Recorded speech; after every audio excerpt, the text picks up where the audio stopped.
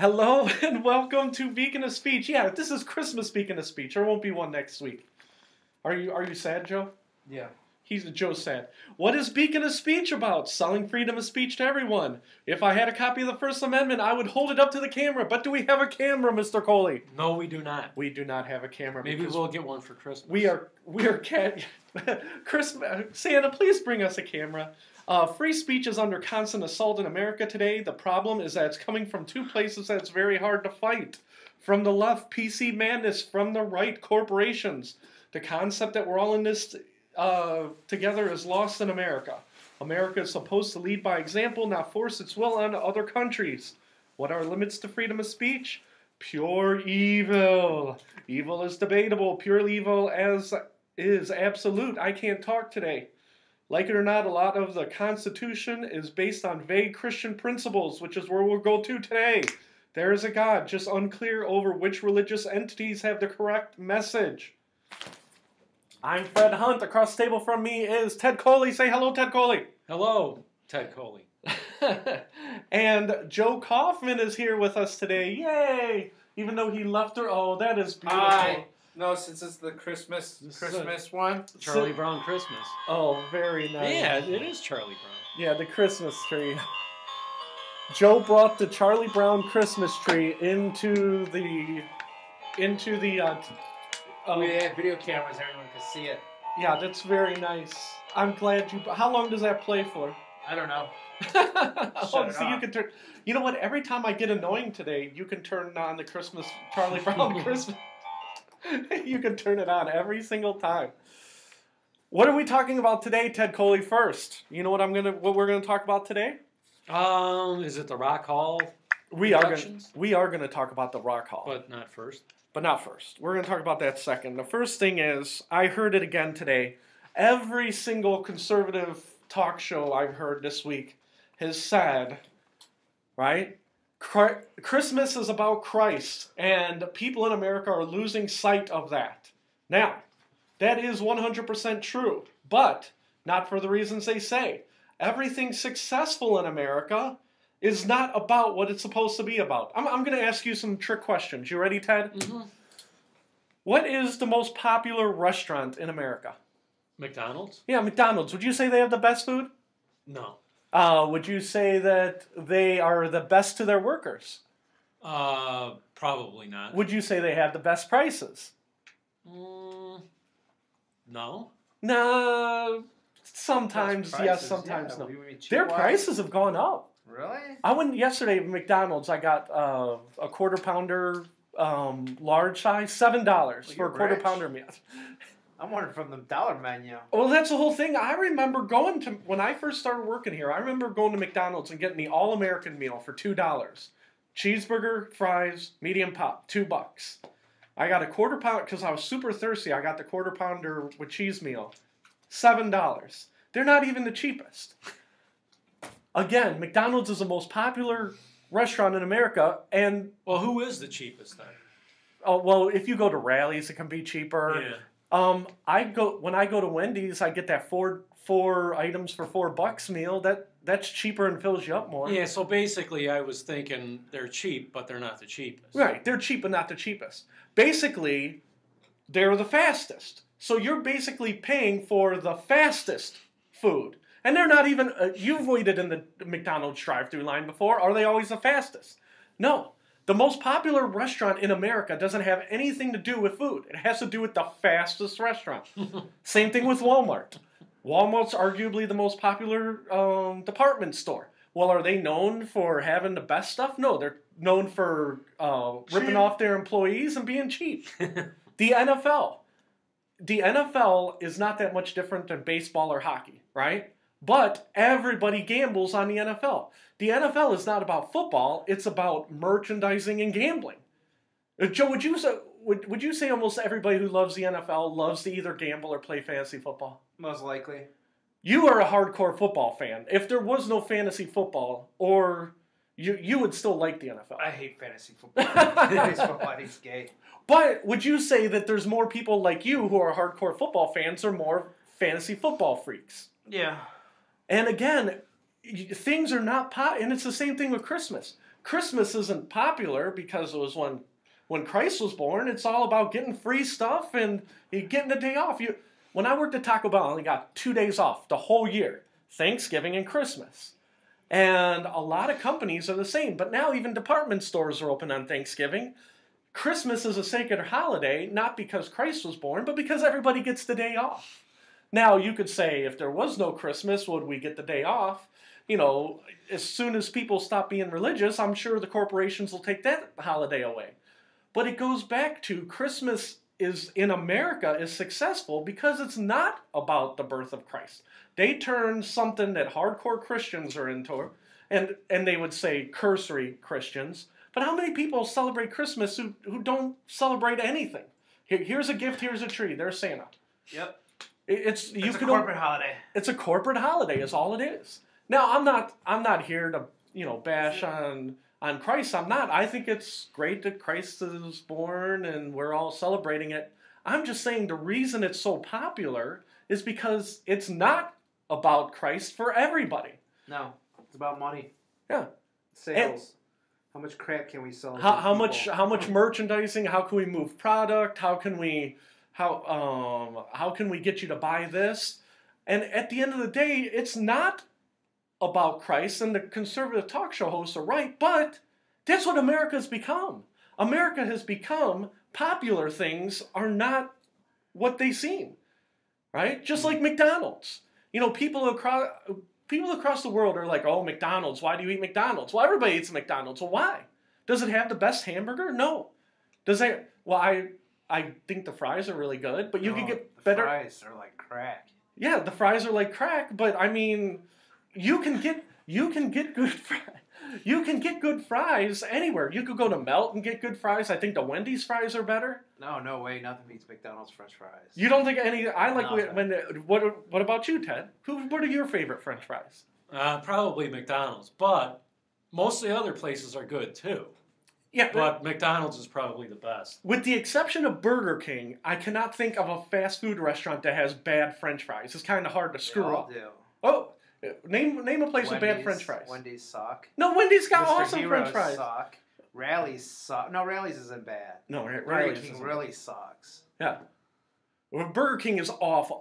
If it wasn't for the bad French fries, Burger King has good shakes and they have good sandwiches, but I can't go there and eat crappy cardboard French fries. And if you're not going to eat French fries, you might as well go to Taco Bell, which is a whole new thing. My friend and I used to work at Taco Bell, and they said, let's go to a Mexican restaurant. And they said, Taco Bell is not a Mexican restaurant. And it's like... They serve tacos there. it's a bastardization of Mexican culture. That's all that is. You could go to Chipotle's, eat there, and get the runs. Well, you get E. coli. Did you die? I read an article about that this week. Did you see why you get E. coli at Chipotle and not somewhere else? Too fresh? I don't know. Yeah, that's basically what it is. It's too fresh. And what I read is, they said we use homegrown meat, we don't use chemicals on our tomatoes, we don't do this, we don't do that. Well, one of the things they did is their lettuce and tomatoes, they're like, oh, we just take them right out of the field, right? And then we bring them to you. Well, they didn't even use sanitizer wash on them. No, they would rinse them, but they wouldn't use sanitizer wash on it. And so part of the reason they're having all these things is because organic, it grows in shit, right? Mm-hmm. And if you touch it, then you touch the lettuce, and then you don't rinse off the lettuce with sanitizer.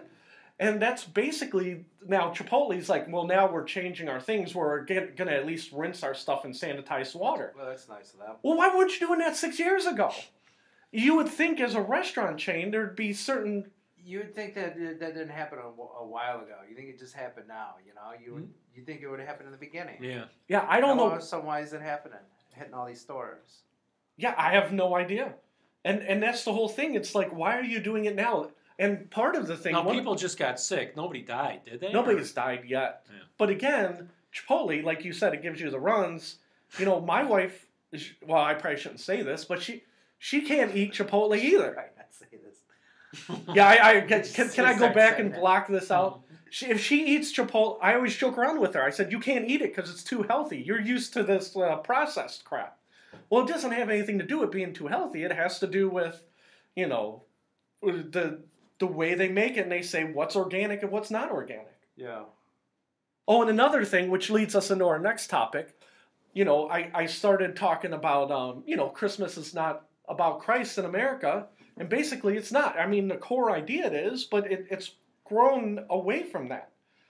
And that'll lead us into our next topic. In my daughter's school, they were told my daughter what Christmas is about. It's about Jesus. Well, that's good. She's like, you know whose birthday is coming up? I said, who? I said, mine. She said, no, Jesus. I said, Jesus. Jesus who? Well, see, that's good. Jesus. Well, see, that's good. Jesus. Yeah. Well, that's the whole... Jesus. He's a short The guy who fixes my car down the street. You mean Jesus? Well, that's a... you know Dan from the movie, right? They used to, on Christmas, they would sing Happy Birthday to Jesus on Christmas. And so, like I said, that's great. And I don't have a problem with that, and I think that's good. I'm just saying, when they lament Do they really do that? it's like, welcome to America. They do that? They did that? They used to do that? Oh, yeah, they used to. Yeah. You didn't do that with your family? No. It was just a surprise Dad doesn't seem like that religious type person. Well, he's not. That's a story for off air, I'll tell you that Okay. one. But, yeah, they were, when he was young, they were very religious. Yeah. And my grandmother was very religious, and my parents are religious. I'm kind of like bad. I'm like the black sheep. How about you, Ted? Did you sing Happy Birthday to Jesus? No. What'd you guys do for Christmas? Just had a tree and presents. We didn't sing. Well, you didn't put a pentagram in the floor in blood and you know, conjure Satan for money, did you? No, never did that. Okay, well, I don't know. You could have. So you're saying Dan from the movie? Yeah. His family would sing Happy Birthday to Jesus? Yeah, on Christmas. Yeah, they'd get a cake, just like it was your birthday or my birthday. Get a cake, light the candles before they'd open the presents. They'd sing Happy Birthday Jesus and blow out the candles and then thank him for the presents. Do they have Happy Birthday Jesus on the cake? Now again, because he's on the other side of the family. This is what my wife told me. But yeah, they did. Okay. No, just curious. I don't but I was never there. It doesn't matter what. I don't care what other people do. It's just curious. Just curious, you know. Were there 2,000 candles on the cake? You know, they should. There should have been. They just have to be. They have to be the numbers. It couldn't be individual ones. You know, the number of candles. That's nice. The numbers. Jesus is trying to blow out the candles, and you got the trick candles. That's nice. You know, Dan's one of these days, because one of these days you're going to have your kids, so we're going to have Dan in here to fill in for you. Yeah, I won't be around too much longer. And so when Dan is subbing for you, he's going to go back and listen to this podcast. He's going to be mad at you because I'm not the one who's... I'm not making fun of him. I'm just curious.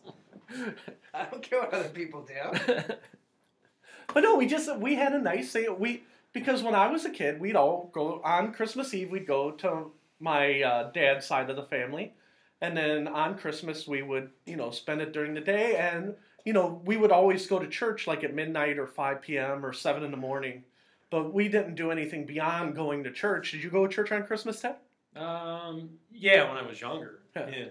But you don't now, because you're a lapsed Catholic. Yeah, I'm correct. Excommunicated. Yeah, I'm very lapsed. You used to go to church on Christmas? Oh, yeah. Just on Christmas or any other days? Oh, no. We used to go every week, but specifically on Christmas. You got to go at Christmas. You'd go with your parents? Your parents would make you go? Yeah, parents make you go, and we still go, but not... last couple of years we haven't, because the children have been very displeased to stand like in the back row. You know, like hurry up, let's go to church. Yeah. By the time we get there, they're standing, and then they're like, oh, we hate church. I'm like, oh, don't say that. Grandpa would kill me if he heard you say that. So your dad's really religious? Yes, very religious. Which is also another story for another day, because we don't want to get sidetracked on that. Yeah. And your mom is too? She's not as religious. My dad was more religious. But I'm almost like the lapsed Catholic that you are. What would you grow up as? I don't even know. Catholic, I guess. Well, what church did you go to? A place that had saint in front of it, or was it like non-denominational? The devil church. No, it was a Catholic church. We were Catholic, but my parents used to make me go with my grandma, and I hated it. I didn't, you know, I went because we, you know, keep my grandma company, but I hated church. And then I got to the point where I told my parents, I'm like, well, you guys don't go. Why do I have to go? Because they said, you got to go with Grandma because you have to. I said, I don't have to do anything. So I stopped going. So basically, I didn't even realize when we put this together. So basically, we are 3 lapsed Catholics. Mm-hmm. And does that explain why we got this crappy job? Taco Bell, or not Taco Bell. Bell. I was talking about Taco Bell before. The God is smiting us. Yeah. Since we all haven't gone to church as much as we should, he put us here as our purgatory. Yep. Yeah, I think the last time I went to church was when I made my confirmation in 8th grade. Holy cow! Is that after you do PRS or whatever? PSR. Yeah. PSR or PRS. Whatever it's called. Is that a retirement plan? Well, that was... After you do 401k. Well, it's funny because my daughter, she keeps saying that, how long do I have to go to PSR? And she's in 7th grade. They move confirmation from 8th to 10th. Oh my gosh. So I told her, you got to go to 10th grade. And she's like, oh. You make your kid do that all the way to 10th grade? Oh, yeah. I'm holding her feet to the fire because she's going to need it. I lasted 2 weeks. I was done with that. I think I get kicked out. That's nice. Yep. Oh, go ahead, Ted. So now, technically, I have been to church, but it's just for like funerals and weddings. Yeah. So you remember when Aunt Mary died? I did go in a church, and the walls did not combust. Oh, well, see, that's good. See, I didn't realize that we all had this in common. Now I'm learning more about you guys, and I'm more disturbed than ever. Maybe I should start going to church. Maybe things will turn around for me then. I was talking to you about that earlier this week. Remember that guy from the radio show, Dumb? He started buying that holy water. Yeah. You want to buy some holy water? I should do that. And then things will turn around. Your wife will get a surprise bonus at her job. Well, I do pray to God every week. Please, God. Yeah, no, I do every week. Right before I buy my lottery ticket. Before I go to the gas station, I'm like, please, God, if there's a God up there, please let me win the lottery. I don't know why, but he doesn't listen to my lottery dream because I keep saying instead of doing the webcast here, we could have our own studio if we just win the lottery. So maybe that if that's like the only time you talk to God, maybe God's like, that's just somebody who's using me. Yeah, like a friend who only asks for stuff. Calls you when he needs a favor. We're that dick friend you're trying to say, huh? That's why God always stabs me in the back, and I have no luck. That's awesome. God thinks the 3 of us are his jerk friends. That's awesome. Those are my D-bag friends there. That's why he doesn't grant us any favors. You mean like the people who think that God is like a fairy? You rub the magic lamp and say, God, I want 3 wishes. Oh, that's good. So the next topic I wanted to talk about was music, American Idol. We were talking about McDonald's and we were talking about the NFL. American Idol, basically, it made music palatable for everybody, right? American Idol wasn't popular because they did anything new. They took old songs, they took old hits, and then they kind of streamlined it and they cleaned it up, right? And they cleaned it up for mass consumption. You probably liked American Idol, is that right? What is American Idol again? That's that karaoke show where the kids sing their favorite song.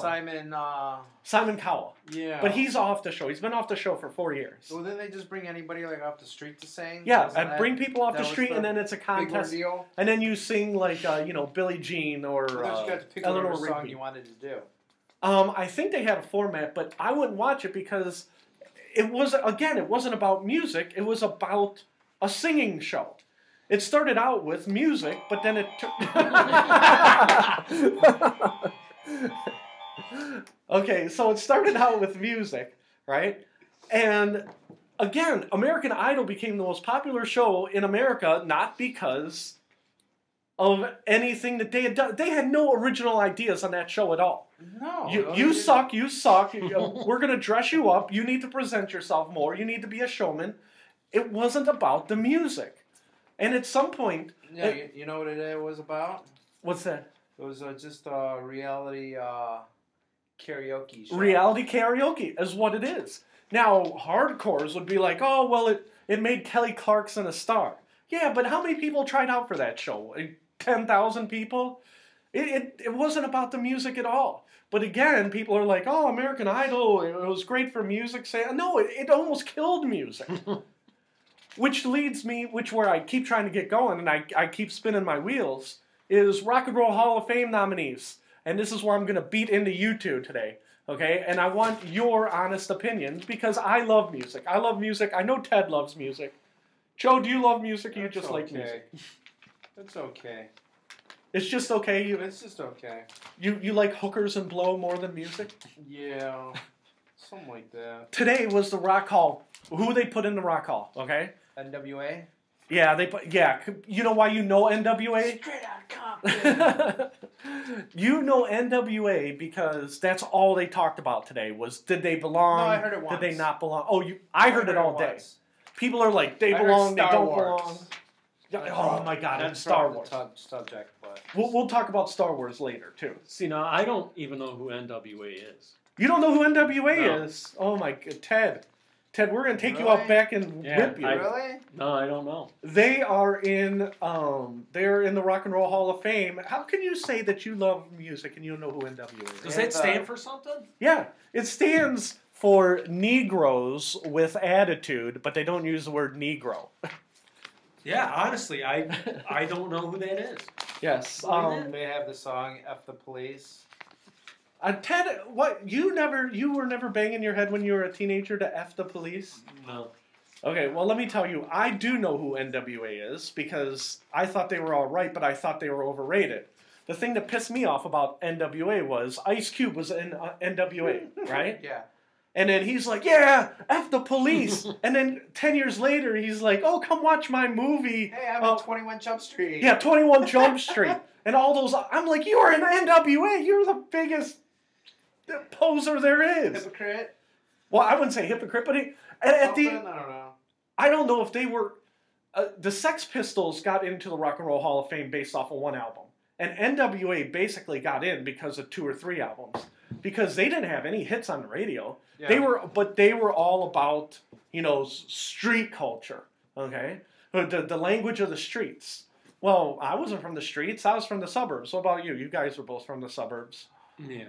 Well, I'm from the streets, man. Brook Park, man. I'll tell you a funny Brook Park story. I told you this one time before. But NWA was, oh, geez. I have to write it down. There was MC Ren, okay? Nobody thinks of Ren first, but MC Ren really was from the streets. Yeah. Okay? There was Eazy-E. Yeah. Okay? Now, he really was from the streets. Okay? Yeah. Eazy-E was, like, as ghetto gets. Mm-hmm. Right? But then you had Dr. Dre, who was a genius, but not quite from the streets. He was more of a producer, and I'm sure they said he was from the streets because, Well, yeah, he lived in Compton or whatever. Right, but he wasn't like E. He wasn't like Eazy-E. Were you slinging crack at the crack house? Yeah, exactly. Dr. Dre had a career. I don't know, maybe it was. You never know. That's true. And then there was Yella, right? I think so. I don't know what the hell he did. And then there was Ice Cube, who I actually saw in concert because he was at Lollapalooza 92. Yeah. And it was crazy. 20,000 white kids singing with Ice Cube F the Police. Really? I mean, I'm serious. And I'm like, wow, that's very impressive. But again, I always thought Public Enemy was 10 times better. Yeah. Okay, so I'm partial to Public Enemy. Now, are they in there? I don't know. That's a good question. Is Public Enemy in there? I don't think so. Well, I'll tell you what. If NWA is in there, Public Enemy has to be in there because they're much better. They're just better. But when I went to Lollapalooza 90, when I went to Lollapalooza 91 or 92, whatever year I went to go see Ministry. I went to see the Chili Peppers. I went to see Soundgarden. I went to see Pearl Jam. I went to see Jesus Mary Chain. I did not go to see Ice Cube. But I did watch him. I was like, wow, this guy's got everybody mesmerized. Yeah. You weren't singing along? Like, no. No, I was not singing along. But that's the whole thing. That's what I never understood about that is because Ice Cube says he's from the streets and they got that new movie. But I'm like, if you're from the streets, how are you doing a family movie? I think the only person who was ever a gangster rapper who was like from the streets who was like, and then like crossed over was not Ice Cube, but Ice-T. I think he really was from the streets. Ice-T. I would not mess with Ice-T. He was a bad man. Ice-T. But again, the whole thing is, I'm listening to the Rock Hall guy today, right? And we're going back to the concept of it's not about the music, right? The Rock and Roll Hall of Fame guy, they're interviewing him, and they said, well, what do you have to say about people who say that NWA is not rock and roll? And he says, well, the Rock Hall is more about the spirit of rock. It's more about challenging the status quo. It's hard to define. It's more of like a musical attitude. I'm like, how can you get in the Rock and Roll Hall of Fame and it's all about the musical attitude? I mean, it's the Rock and Roll Hall of Fame. It's like having MTV. MTV's on the thing and they don't play any music. They play reality teen mom shows all day or Ridiculousness. Is that the show? Ridiculousness? What's that? Name a show on MTV besides Teen Mom. Teen Mom 2.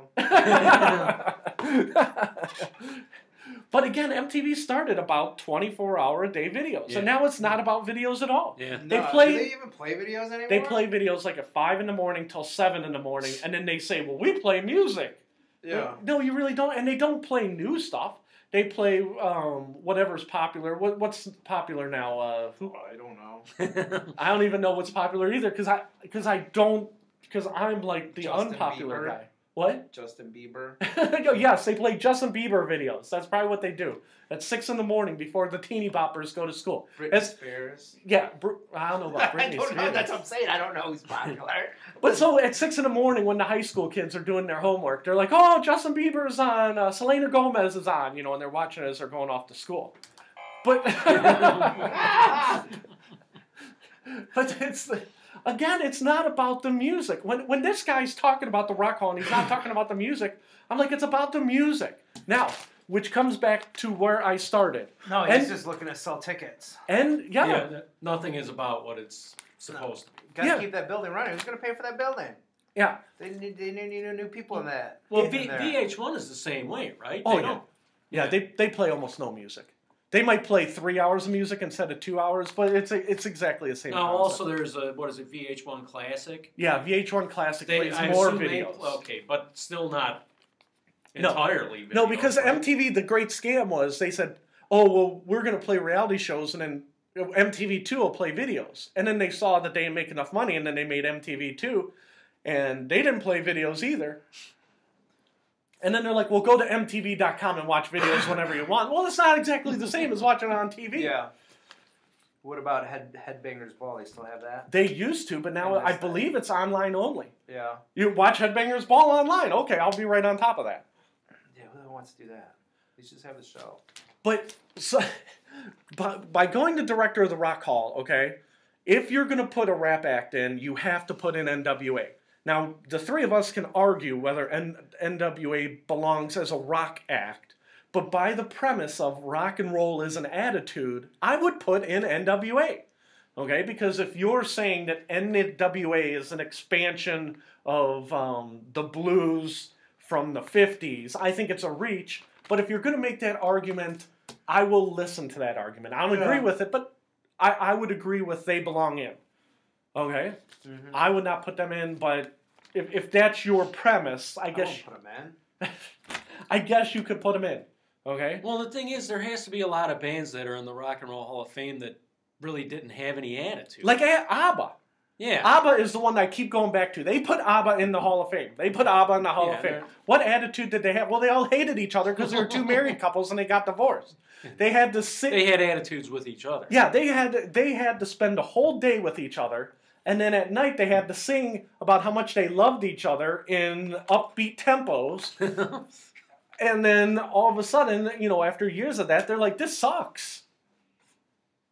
I'm sorry, Joe's shaking his head. You don't have ABBA albums at your house either? Who is it? ABBA? The only reason I know is because my mom used to have ABBA's greatest hits, and she used to listen to ABBA all the time. I'd be like, "What? Turn off ABBA," and she'd be like, "Shut up." But anyhow, so the other people who got in, they're all classic rock acts. I don't agree with any of them except for one. And I'm going to go to you guys and see if you'd put them in. Deep Purple, would you put them in? Yeah. You'd put Deep Purple? Who? Joe does not know who Deep Purple is. Deep Purple is like Smoke on the Water. Smoke on... Yeah. Okay. The right answer for Deep Purple is no. They do No. not belong in. Why not? Because that's Smoke on the Water. That riff, that's the first riff everybody learns on guitar. Well, see, now you... The reason I say is because Deep Purple had like 15 albums of just average classic rock. Well, see, that's the thing. What is the criteria? You know what I mean? Yeah. It seems like it's it's attitude, Ted. Yeah. But even if that's true, like I said before, they're not following that all the time. Yeah, and that's why when the guy's like, well, it's hard to define. Well, if it's hard to define, how do... Well, you know. Well, I won't put NWA in there. Well, you just told me what to think. Well, then I would.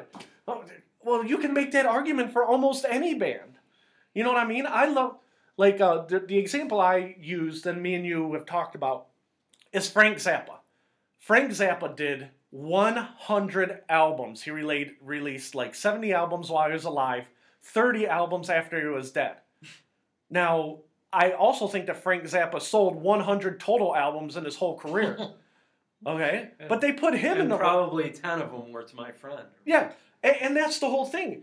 What are you putting people in because they're geniuses? Or are you putting them in because they're ABBA and they sold 100 million copies? Or yeah, that's what I don't understand. And they're like, well, you know, you got to feel for it. Is there any other Hall of Fame that's like that? That's as vague and no, because like in the Baseball Hall of Fame, you have to have so many strikeouts or you have so to have numbers. You have to have numbers, and even defensive players like they had some guy in the 50s, Rabbit Marinville or something. And his fielding percentage, even though he didn't hit, he couldn't hit home runs, but his fielding percentage was like the best from 1910 to 1950. Well, they put him in because of his fielding percentage. Yeah, they're in there for a specific reason. Right. And with the Rock Hall, I'm like, I think they're throwing darts. They're like, well, these guys will come, these guys won't, these guys are in, these guys aren't. Like Kiss, I almost said... Well, they got put Kiss in, but they put Kiss in last year, but for 10 years they didn't put him in, and I'm like, in my head, I'm like thinking, did they put Kiss in? Yeah, they did, because it's not about getting into the Rock and Roll Hall of Fame. It's all about the hype around it and selling tickets. Yeah. We're going to come back to Deep Purple, and I'll tell you why in a minute. You say they should not be in. I say no. I say Deep Purple's overrated. Number 2, Cheap Trick. Ted Coley. Should Cheap Trick be in the... Once again, I go back to what's the criteria? Okay, I'm going to go by Ted Coley criteria. Don't worry about me or Joe. I want to hear Ted Coley criteria. Yeah, I'll see. You say yes to Cheap Trick. What about you? Oh, so you know who Cheap Trick is? Yeah. So, and I say no to Cheap Trick. I say overrated. They had one good album that they beat into the ground. Next one, Steve Miller Band. Would you put Steve Miller Band in? I'm going to have to go with yes, because it's like, I don't understand the criteria. Right, but you can name 10 Steve Miller Band hits. Oh, yeah. And they're not all from the same album. They span basically about a 7 to 8 year period. Yeah. What about you? I don't know. I don't know too much about them. You know who Steve Miller Band I is. do, but I don't know. Sing the Space Cowboy song. You probably know. I don't even know that one. Some call me the Space Cowboy. Oh, that's that song? Yeah. Okay. Ted, you are right. Steve Miller belongs in. They were basically on top of classic rock for about 8 years. So I agree with you. Okay. Now But you don't think Cheap Trick? No, they toured for years, but I don't think they had any hits except for that one album. I think they toured last year, to be honest with you. Next and final band, Chicago. Does Chicago belong in? Oh, yeah. Yes. No. No. So basically, I say everybody except... Everybody except for NWA. And I say not Cheap Trick, not Cheap Purple. Cheap Purple. Cheap Purple. No to Cheap Trick, no to Deep Purple, yes to Steve Miller, yes to NWA, yes to Chicago. And the reason why is because Chicago is basically two different bands. Chicago came out, they had the horn section, Saturday in the Park, 25 or 64, blah, blah, blah. They kind of faded away, and then they came back in the 80s, and they had 10 more soft rock hits, like Stay the Night and every other love song from 1984. And what I didn't know is Chicago, it was either this year or last year, just released their 40th album. Yeah. Oh, shit, really? Yeah. And I cannot name 40 Chicago songs, but there's a band that reinvented itself. Oh, go ahead. I'm sorry to interrupt, but No, go ahead. there were obviously some bands that they didn't put in the Hall of Fame, but who were eligible. Yes, and we're going to go over that next. Okay, because I think I heard one of them. Yeah. Do you just want to do it? Well, let's finish Chicago first, because Joe has no respect for Chicago. All those bands, I would say no to all of them. No to all 5 of them. Yep. Joe says no to 5. I say no to 2. You say all but NWA, right, Ted? Chicago, I can't say enough. Again, you can. We were talking about this with country music. You can respect somebody, but not active. Like I'm not going to go home and listen to Chicago 27 tonight. You know what I mean? See, I think what I'm going by is I'm looking at all the past bands that have been put in the Hall of Fame, and I'm like, well, if you put them in, how can you leave out Cheap Trick? You know what I'm saying? Yeah. Well, and the thing is, it should be like baseball or football or soccer or whatever Hall of Fame. Joe's probably laughing because he's like, is there a soccer Hall of Fame? But when you think of Chicago, I just assume they're in the Hall of Fame. Yeah. I don't even think I knew that they weren't in the Hall of Fame. You know what I'm saying? Yeah, honestly, I thought they were put in a few years ago. Yeah. Now, I had heard that Deep Purple belongs in there. I'm like, no. I really think that Deep Purple was overrated. Now, people can send their hate mail to beaconofspeech@gmail.com and say, you suck. Again, that's Fred Hunt. Joe Kaufman hates every band. Yeah. Now, we're going to go through the people who did not make it. Okay? All right, let's hear it. And this is, now, again, this is a Rock and Roll Hall of Fame, not the Rap Hall of Fame or, Rhythm and Blues Hall of Fame. Rhythm and Blues. Bruce. I've been slurring my speech. I really hope I'm not having a stroke or something. Have you been drinking on your break? No, because I keep feeling, I told Joe this earlier this week, I feel like I'm going to have a stroke or Alzheimer's because I can't remember anything the last 2 weeks. But we're going to, me and Ted, okay, I'm circling the bands, okay? I said yes to NWA, yes to Steve Miller. And again, because we're going with there were 5 that were inducted? 5 inducted, I agreed with 3. Okay? Now, we're going to go over the rest of them. Okay? Janet Jackson, does she belong in? Ted Coley? In the Rock and Roll Hall of Fame? No. Joe just looked up from the magazine like he's just sniffed a fart. Like, no, she doesn't belong. Did you know that Janet Jackson was on the list of nominees? Really? Yeah, Janet Jackson. Who makes this list? They got like a board of people. Yeah, they got a board of trustees. Oh my god! And that's why I'm like, all be fired. Yeah, I agree. Fire them.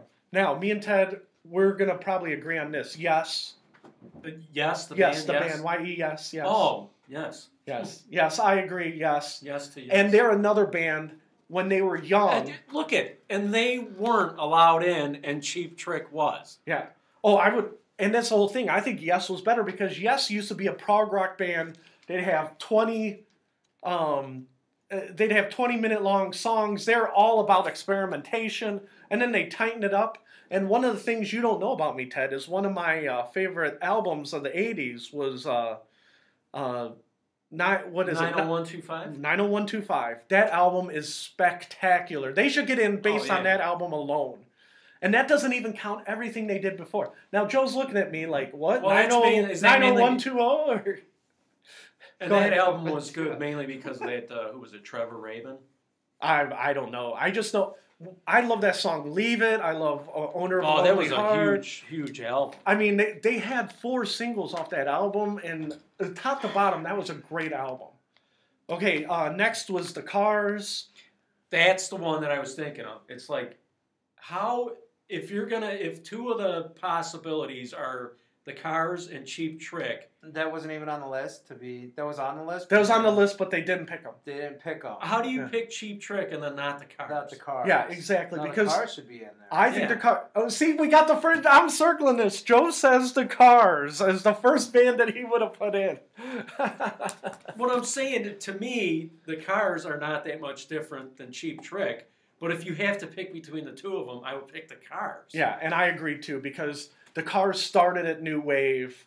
They changed. They had at least 10 to 12 hits across more than just one album. I agree with the Cars. And don't forget, when MTV did play videos, they played that You Might Think video maybe 1 million times. Yeah. If it wasn't for the Cars, there might not be an MTV. Oh, thanks, Cars! You know, shaking our fists in the air. Yeah, the Cars belong in. Here's a trick question for you. And Joe, this is a trick question for you. The Spinners. Do the Spinners belong in the Rock and Roll Hall of Fame? I don't know too many of their songs. You don't know any of their songs, because I don't know any of their songs. Yeah, I actually don't either. The Spinners. I'll say yes. The Spinners are another one of those 50 bands. You know, the 5 guys all singing in harmony. Black guys, right? I believe so, but I'm not even sure about that. I just know 5 guys singing in harmony. How many 5 guys singing in harmony are in the Rock Hall? Basically half of it. You know, the 50s and 60s were all harmonizing. Yeah, I get it. You're harmonizing. I get it. So, and as you can tell, I'm not impressed with that. And it's not a white or black thing. 5 white guys who harmonize like the Beach Boys. I barely think the Beach Boys belong in there. Okay? The Beach Boys are in the Hall of Fame? Yeah, and I'm sure they stole all their material from a black band. So, again... like Chuck Berry and, you know... Now, this is where me and Joe agree, and you'll disagree, Ted. Another person who was nominated but didn't get in was 9 Inch Nails. Okay? Now, 9 Inch Nails... Joe, does 9 Inch Nails belong in the Rock and Roll Hall of Fame? Yes, and I agree. Joe just got one. Well, one thing is you have to be around for, what is it, at least 25 years? And his album came out in 1989. Wow. The Pretty Hate Machine. Wow, that was that early? Yeah. Now, don't get me wrong, 9 Inch Nails will get in. They won't not get in, so I'm not like, ugh. Mm-hmm. The whole thing with 9 Inch Nails is that they're basically the first band to bring industrial from the underground to rock stations. They weren't playing Ministry on rock stations. They weren't playing Front 242 on rock stations. They were not playing KMFDM on rock stations. 9 Inch Nails came along, and now they're on the rock stations. Now, some of those bands they played after 9 Inch Nails, once, Head Like a Hole came out. Mm-hmm.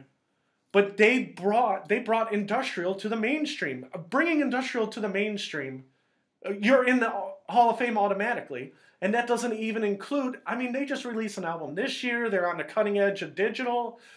I know that Joe's giving me a blank look. You probably can't name anything past Terrible Lie. Can you name any new 9 Inch Nails songs? No. Now, Ted, I never got your answer. 9 Inch Nails, do they belong in, yes or no? Again, it's the Rock and Roll Hall of Fame, Ted Coley, and it's not up to me or Joe. There is no right answer. And I can't kick you off because technically we're a team, and Joe is the president. He's the only one who can kick you out. I would say yes. Yes, well, you're right. But they will get in the next couple of years. I'm not going to make a big stink out of it because in the next year or two they'll get in. And then they'll be like, oh, the contributions of Trent Reznor. Now, personally, I'm going to tell you guys a personal story, okay? And so Joe can go to sleep now. My 2 favorite bands of all time, my favorite band that no one has heard of is a band called Alice Donut. Now, they're not getting into any Hall of Fames, okay? They're only getting the Fred Hall of Fame. But my favorite band... So your Hall of Fame would have 2 bands in it. Yeah, 2 bands. Actually, it'd have about 5 bands. But... the Fred Hall of Fame would have Alice Donut and 9 Inch Nails is the two bands that would start my Hall of Fame. Yeah. Now, everybody's heard of 9 Inch Nails. I would put them in the Hall of Fame. I could talk about 9 Inch Nails for the next hour. You guys would be beating your heads on the wall. Okay? But that's why I'm like, I love 9 Inch Nails. They're awesome. They're revolutionary. They're everything the Rock Hall should stand for. And the reason that they didn't put them in is because the Rock and Roll Hall of Fame is a morgue where bands go to die. So I'm glad they didn't put them in the Rock Hall. They deserve it. But, once you're in the Rock Hall, your career is over. You're doing the summer concert tour. You think? I'm just being a jerk right now. Who's your favorite? I don't even know. Who's your favorite band? I don't know. I really don't have a favorite band. You don't have a band that when you're in a really good, like Katrina and the Waves, like Walking on Sunshine, you're not singing that in your car on the way No, home? not really. Or you get mad and you're going and listening to Slipknot. F the Police by NWA. The Police by No, NWA. really, I really don't have a favorite band. My kids, if they were in here right now, you say, what's your dad's favorite band? You know what they both would say? They both say Slipknot. Yeah. Because I listened to so much Slipknot in the last 5 years. Did you get their new CD? They come out with a new one last year. Yeah, they came out with a new one Was last it year. No, I only listened to the first one. Slipknot, and we're gonna talk more about this later, but Slipknot, they're kind of losing members, and they seem to be losing their focus. Members are dying, people are leaving. Well, it's like any band, it's like any TV show. If you're around for 10 years, people leave, you replace, and you just tail off. And Slipknot is in the tailing off phase. Yeah. So, Yeah, but they've I been still around for a like while. Slipknot. If you gave me free Slipknot tickets, I would go. Oh, I would even buy tickets to go. I haven't went to a concert in so long. Do you want to go Slipknot with me? We can wear masks. I was thinking about going to the ICP. We're gonna go to ICP. Just released an album this year. Did they? Good for them. I don't. You They know should be in the Rock Hall. You know the funny thing is that even if there was a rap Hall of Fame, I don't think ICP would be in it. No. Could you imagine them? Could you imagine a rap Hall of Fame and they're like, does ICP belong in? And all the people would be laughing about that. Yeah. So Ted, I'm gonna guess your favorite band. And we've talked about this. It's either the Who or Led Zeppelin. Would you say that's fair? Yeah, or the Beatles. Or the Beatles? Yeah. Yeah. So that's why I'm like, the big three. But again, I think the Beatles. I think the Beatles were in the first Rock and Roll Hall of Fame class. I think that Led Zeppelin was in the first class, and I think that you just said it. Who was your other one? The Who. The Who. I think the Who was in the first class. The first class they put in 10 artists. Is that correct? Actually none of them. I don't think were the first class. Because Really? the first class I think was '86, and it was a bunch of old. Oh, you mean like the first class was like we're singing gospel hymns in the 30s like and Robert Johnson. yeah, okay. But the first rock class they were in, the first time they had inductees for Yeah, rock and actually roll. the Beatles went in the same year as the Beach Boys, and Yeah. Really? The Beatles went in the same year as the Beach Boys? Yeah. You think they would have been in there a lot longer than well, that? because they both started around the same time. So. Really? The Beach Boys started around the same time as the Beatles? Yeah, I like didn't know 60, that. 62. You know, I read a lot of magazines where people talk about, and these are all baby boomers. It seems like an equal amount of people said, I discovered music because of the Beatles, and they're like, oh, we discovered music because of Pet Sounds. And I'm like, the Beach Boys? My dad's one of those people. He loves the Beach Boys. Oh, Really? yeah. Yeah, you didn't know. Yeah. All these people who love rock and roll that are our parents' age. Well, Pet Sounds influenced the Beatles. Yeah, So- we all influenced each other. Yeah. We all smoked pot at the same club when we were coming up. Joe's rolling his eyes at us. Joe, when you went to college, you did not take the. I didn't go to college. You went to the school. I of went to party at colleges, but Did- I didn't attend any college classes. Didn't you go to the School of Hard Knocks? Oh, yeah. The School of the Streets. Okay, well we have established that Alice Donut is not going anywhere, and I think we mentioned your favorite bands because I was able to guess that fairly easy. Let me go over the rest of the list real quick. None of these people belonged in there. The Smiths. Oh, yeah. You don't know who the Smiths are. Do you know who the Smiths are? I think I do. Okay, Morrissey, Johnny Marr. Yeah. Now, I think eventually the Smiths belong in, but whenever I think of the Smiths, I think of college radio. And if you said name 5 songs that the Smiths did, I thought of 5 songs in my head, and none of them were by the Smiths. They're all by Morrissey after he left the Smiths. So I'm like, you know what? I don't think the Smiths do belong in. Maybe Morrissey belongs in, but then they'll be like, well, if there was no Smiths, there'd be no Morrissey. Is he the one who made a song, The More You Ignore Me, The Closer I Get? I think that is. I just, in my head, as you guys are talking, Just that sentence is funny. all I could do is think of the song Every Day Is Like Sunday, and I'm like, that's so beautiful. But again, that's Morrissey, that's not the Smiths. Next one is Shaka Khan. Would you put Shaka Khan in the Rock and Roll Hall of Fame? No. No, that was easy. Would you put Chic in the Hall of Fame? No. I don't know who that is. Chic is a disco band, Oh. and they are horrible. They should never get in. Los Lobos, and Joe shaking his head. La Bamba? Well, no. Yes and no. Richie Valens did La Bamba, but Los Lobos did the remake when the movie came out. Right. Well, can you name one other song that Los Lobos did besides La Bamba? No. Well, the problem is that you're not selling enough tickets to Rock Hall to Latino artists, so you're trying to include Los Lobos to get interest. But Los Lobos doesn't belong in there. They belong in there as much as Alice Dona does. Well, I would put them in, but that's, And then I'm seeing who didn't get in, and some guy named JB. I'm like, I don't even know who JB is. Do you know any, in history, do you know any artist named JB? Jim Beam? He helped a lot. He was an inspiration for many artists. He influenced Grace Slick. He influenced... No, but... So, Ted, we're going to go with... The Rock Hall got it mostly right for you. And it got about half right for me, and it got it all wrong for Joe. Joe said they did not get one right. But again, it goes back to the subjective nature of the Rock and Roll Hall of Fame. It's like we have three guys, and we just got done. We're not exactly the same age, but we're in the same ballpark, same religion, same, we're all Caucasians, right? Last time I checked, I don't know, I haven't checked your family tree, Joe, so I don't know.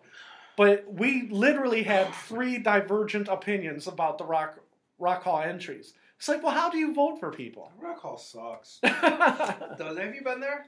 I went to the Rock and Roll Hall of Fame the first time, and it cost us $19.95, and half the exhibits were broken. I'm like, this place sucks. Yeah. I've And been there. And then about 5 years later, Joe Miklovich, Joe M, I don't know if he wants to know. Too late now, I already said it. Yeah. Okay, he gave me a free ticket. He goes, I got to use these by the end of the year. Do you want one of my tickets? I'm like, well, you know what? For free, I'll take it. And I went there. They had new exhibits. They fixed the exhibits that were broke. And I said, for free, the Rock Hall wasn't bad. Yeah. Well, again, it's like the aquarium. If you pay $20 for the aquarium, it sucks. If you get free tickets, wow, that was a nice aquarium. Yeah, that was cool. That was something to do. And again, so again, it's you got to find the happy medium. The Rock Hall has not found it. For $19, I ain't going...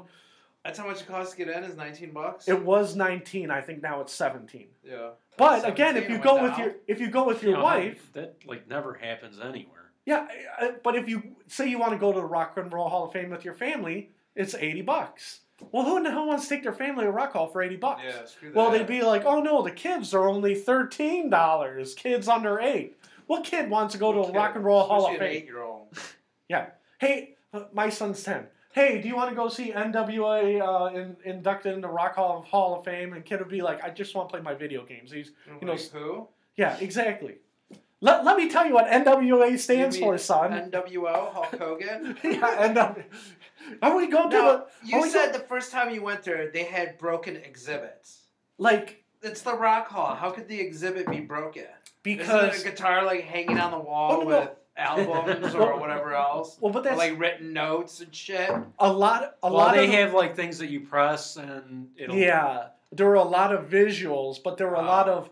Hold this earpiece up to your ear and hear Elvis Presley's original Sun recording. You know what they should do? They should just let you, like, play with, like, the original guitar, like Jimi Hendrix guitar. Like, who would not go to the fucking Rock and Roll Hall of Fame to do that? Play Jimi Hendrix guitar, and you get on the stage and play it. Would that be sweet? Yeah, Joe. I should be, what do you call it? You could light it on fire like he did. You want to be the director? Here's the match. There's the guitar. I could be promotions. I could sell the shit out of that place. You could make $100,000 director of promotions at the Rock and Roll Hall of Fame. Come to the Rock and Roll Hall of Fame. Director of continuous improvement. Dress up as Kiss. Okay, so let me get this straight. Let me get this straight. All three of us disagreed on who should go in, but all three of us agreed that it's overrated and cost too much. I can't say it's overrated because I've never been there. Okay, well, but you have no, like, in the back of your mind. I was there once for work to pick something up, but that was just in the lobby. But you never said to my wife, one day, wife, I want to get to the Rock and Roll Hall of Fame. I have a burning desire to get there and see Freddie Mercury Jr.'s pantsuit from Bohemian Rhapsody. No.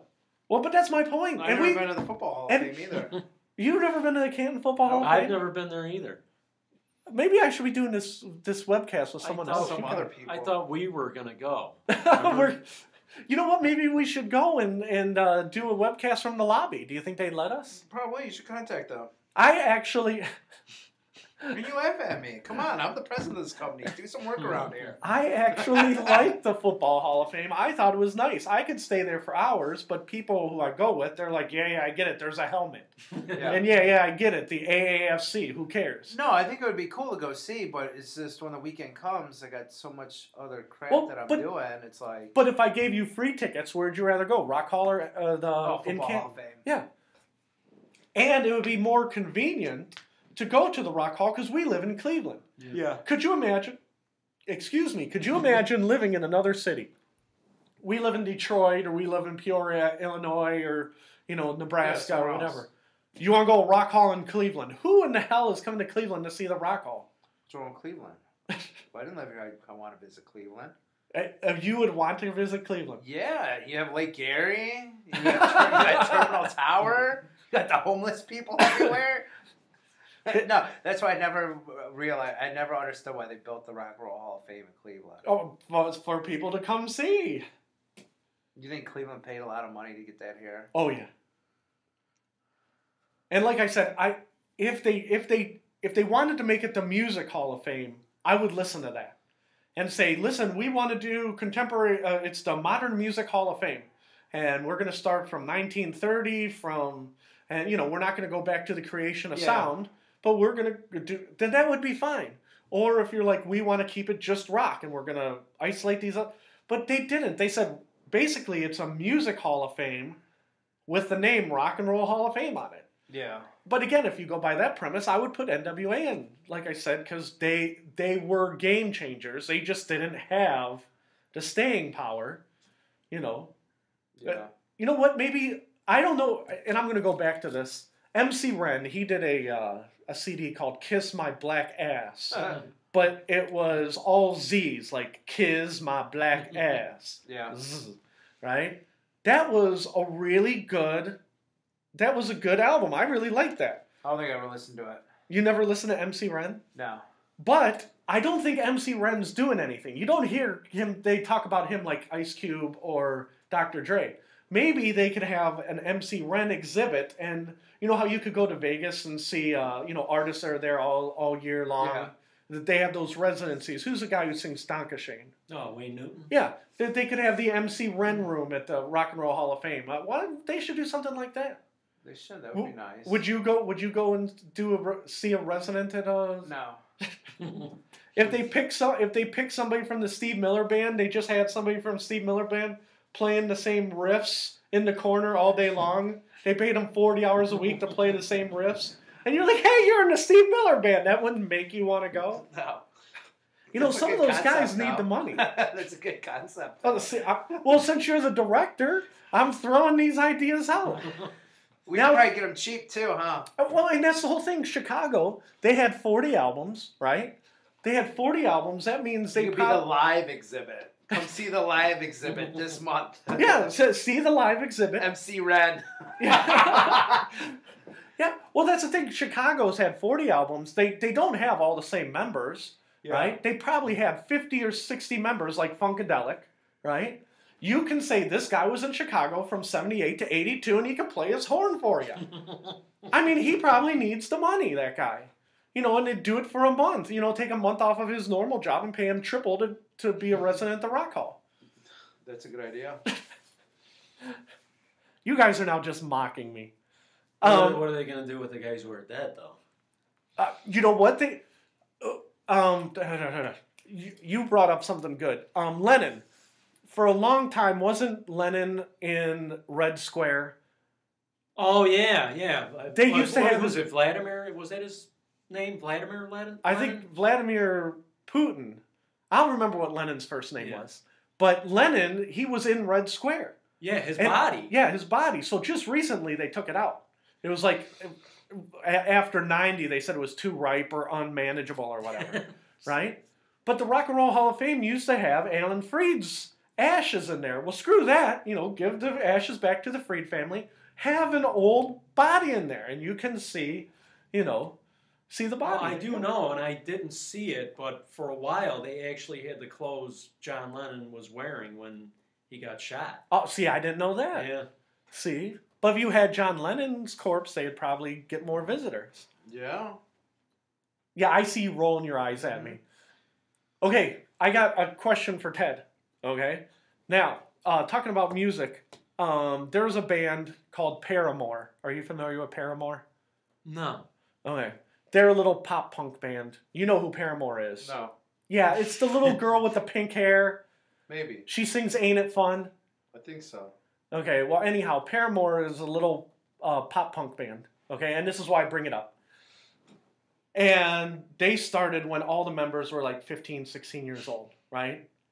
And it was 5 kids doing pop punk, right? It's like, yay, great, right? They released 4 albums in the last 8 years. And this week, one of the members said he was leaving. Well, I looked up Paramore. And over the years, Paramore has turned over their whole band, right? And I'm reading an article about it, and they're like, oh yeah, he decided to leave. Do you remember when we were younger, and they used to talk with scorn about Axl Rose? Like, everybody left the band because Axl Rose was a megalomaniac. Yeah. Everybody left the band because Marilyn Manson, he's putting his balls on people's heads and just doing insane things. And they turn over the bands, and they're megalomaniacs, right? And there was another guy, Anton Newcomb. He was in the documentary Dig. They said his band, the Brian Jonestown Massacre, they're not as hard as you think. It's a great name. I know, it's an awesome name. But they play mostly psychedelic 70s stuff, like in the 90s and 2000s, right? And they used to say it was a boot camp for upcoming musicians because you joined the band and he'd kick you out. And what I never understood is how this band Paramore can turn over all their members, and it's not like they've had like 8 rated top 10 hits. I'm like, how come nobody talks about this girl being a megalomaniac? Yeah. And I'm like, well, you're probably not, I know you don't know who Paramore is, but I'm like, why wouldn't they talk about these stuff? Well, whenever you say that Paramore, I keep thinking Paramore. I'm sorry. But I'm reading alternative press, and everything's so positive. They're like, oh, we wish everybody the best. We hope everybody does good in the future. Whatever happened to angry music fans? Like, work it out. If you can't figure it out, we're never buying your album again. And I'm reading all this positive stuff, and I'm like, what is this?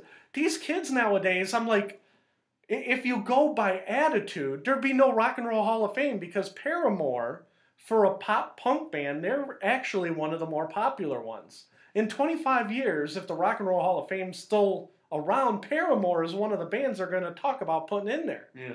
And they're like, oh no, we just went our way. He went there. He went his way. He went their way. And, we turned over. Everybody's friends now. Yeah. It's like when we were young, we hated everybody. Yeah. And, because I listen to a lot of sports talk, they talk about that all the time. Remember the good old days when people used to hate each other on the basketball teams or the football teams? Yeah. Now they're all getting paid and they're all friends. They're like, oh, no, we don't hate the Steelers. We have the same agent. And it's like, and not unhealthy, it's like, it's almost like the purge. Everybody's friends now, except for when people go out and gun somebody down once a week. It's just business. Yeah.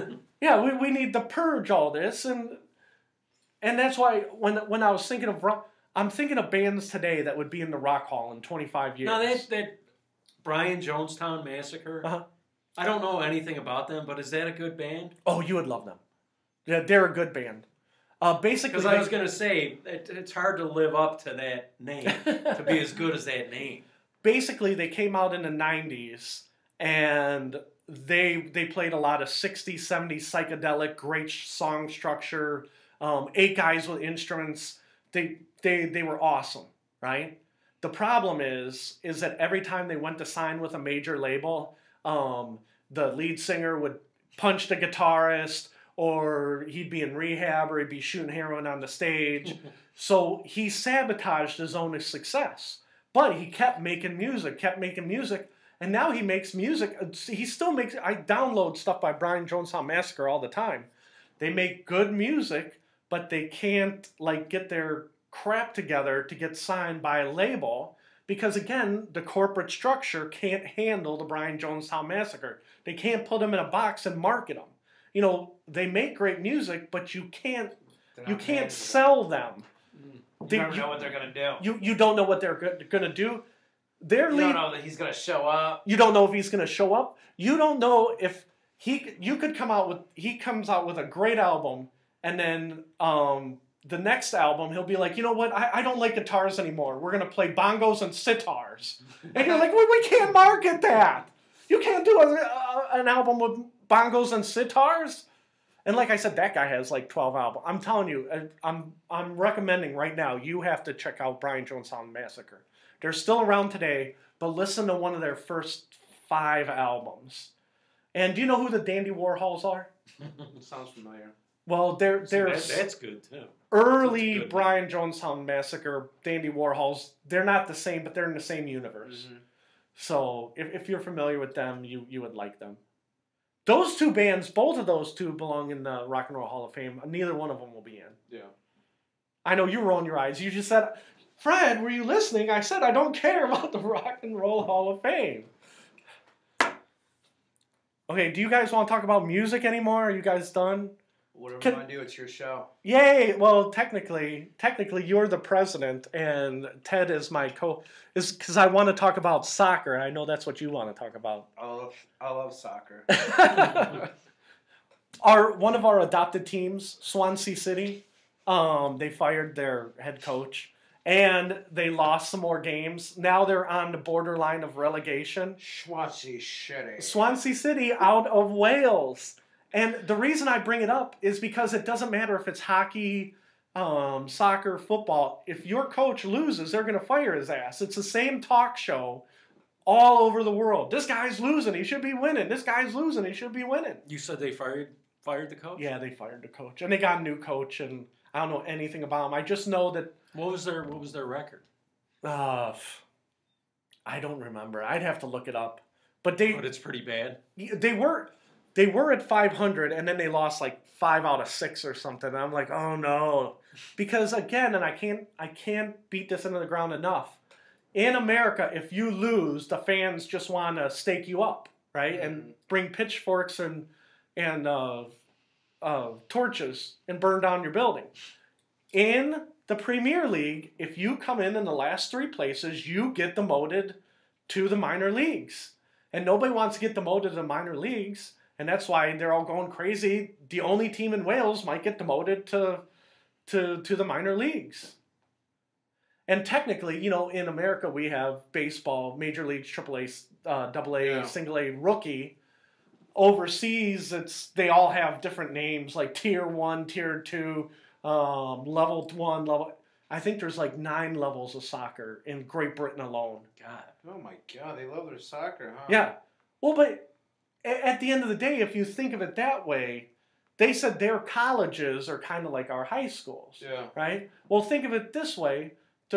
In America, they said there's 320 Division I basketball teams. Really? Yeah.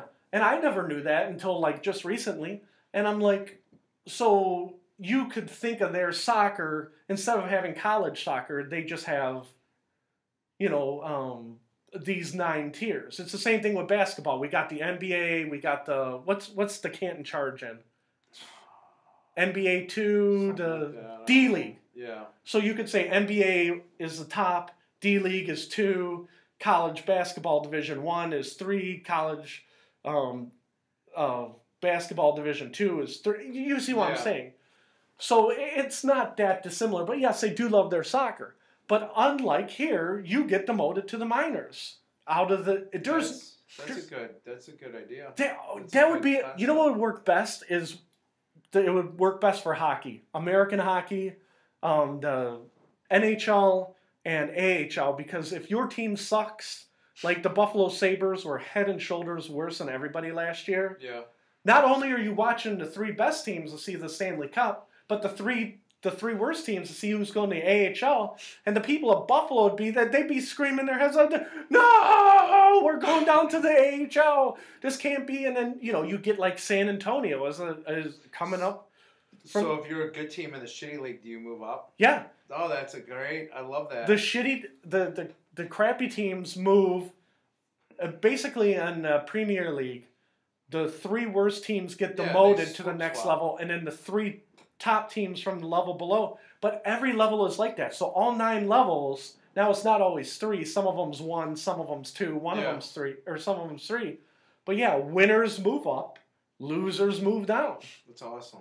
Yeah, I know. I love that. I'm like, you try that in America, and all of a sudden your fans are like going crazy, no matter what. Yeah.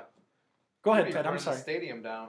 Yeah, I burned down the Cleveland Stadium where we got demoted down to arena ball. Now, this is kind of changing the subject. Oh, that's okay. Is the WNBA still around? Yes, it is. Yes, it is. What kind of... Do they get a lot of fans? I mean... I don't know. They used to have the Cleveland team. Do they even have a Cleveland team anymore? No. The Cleveland team used to be good. Now, the only reason that I know for a fact that you're right, you'll get a kick out of this, Joe. Gilbert Arenas, you remember that moron?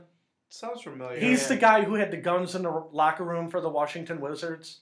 I think so. Okay, well, yesterday he tweeted out, what is wrong with the NBA, or WNBA? What you need to do is make it like the lingerie football league and put these girls in hot pants and bikini tops, and then you would sell more tickets. Basically, the NBA is subsidizing the WNBA. They're losing money over it hand and over fist. You need to make it profitable because this is America. Now, I never knew that Gilbert Arenas was a great businessman. I don't know, bringing guns in the locker room, I don't get the impression that he's that smart of a guy. Yeah.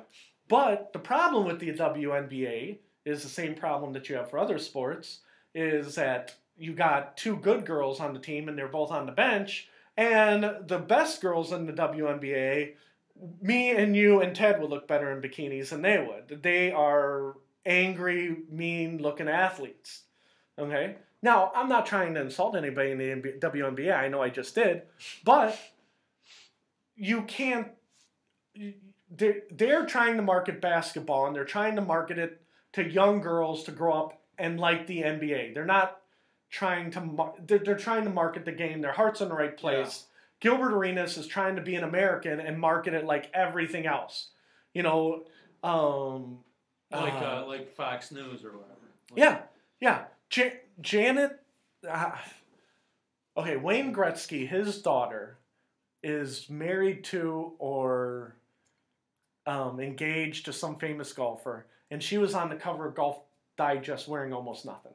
Yeah. And all these lady golfers were upset. Well, again, because it's not about golf. It's about selling Golf Digest magazines. Yeah. And so Gilbert Arenas is just trying to be like a good American. So wait a minute, Wayne Gretzky's daughter was on the Golf Digest? Yes. For what reason? Because she's hot. She's just married. She's getting married to that guy. And she's hot. She was getting married to a golfer, and she's hot. They say, hey, we need some magazines. Yeah, we need to sell some magazines. Oh, okay, so she's not a golfer. Oh no, she's Wayne Gretzky's daughter. Okay. If we started a magazine, does she at least play hockey? Oh no. What does she do? She's just hot. There's hot girls in hockey. Okay, yeah. As long as they don't get their teeth knocked out. Okay, but now I forgot where I was going. See, I told you. First steps to Alzheimer's. Oh. I'm going to do these shows, and I'll be like, I remember when I used to be able to think and think on my feet. Joe's looking under the desk for something. No, I dropped something. Are you giving me the high sign like you're almost ready? We were talking about the WNBA. Yeah.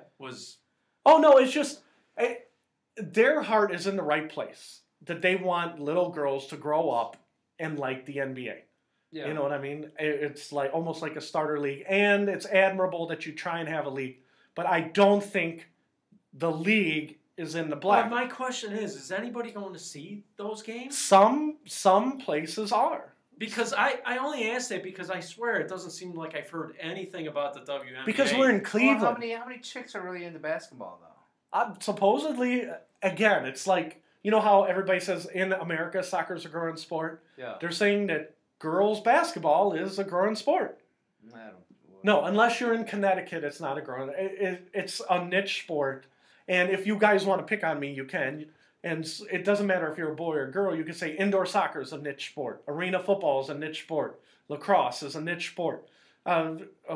Women's basketball is a niche sport. Well, how do you bring it up? Well, whoever David Stern's successor is, he's like, oh no, women's basketball just needs a cash infusion. No, it's a niche sport. It's like lacrosse. Until they ban the NFL, lacrosse is going to be a niche sport. So lacrosse. You're not going to let your kid. You have 2 sons coming. I have a lacrosse stick. You have a lacrosse stick. Have you ever played lacrosse? Yeah. In high school. Who'd you play lacrosse with? High school. You played lacrosse in high school. Yeah. Did you ever score a goal in lacrosse? Yeah. Who'd you score against? I'll bring in my lacrosse stick. Yeah, and I want you in 2 weeks. I want you. No, No, I don't believe you for 1 second. No, you're making fun of me. In my closet. No, name one lacrosse player in history. Oh God, I don't know any. I can name 2, but yeah. Jim Brown. Jim Brown played lacrosse, and Jim Brown. Yeah, Jim Brown. That's what he played in college.